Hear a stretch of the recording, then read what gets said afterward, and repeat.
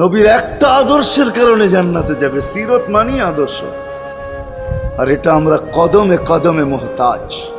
কেননা এই ছোট জীবনটা যদি গ্রহণযোগ্যতা পর্যন্ত পৌঁছাইতে হয় আল্লাহর কাছে, চাই নারী হই, চাই যুবক হই, চাই বৃদ্ধ হই, যেই মানুষই হই না কেন, যেখানেরই হই না কেন, যেই বাসারই হই না কেন, যেই বর্ণেরই হই না কেন, যেই পেশারই হই না কেন, যেই সোসাইটিরই হই না কেন, এই জীবনটাকে যদি গ্রহণযোগ্যতা পর্যন্ত পৌঁছাইতে হয় কার কাছে? দুনিয়া আলাদের কাছে না, মালিকের কাছে, যিনি এক ফোঁটা পানির থেকে অস্তিত্ব দিছেন, যার কাছে আবার আমাদেরকে ফিরা যেতে হবে।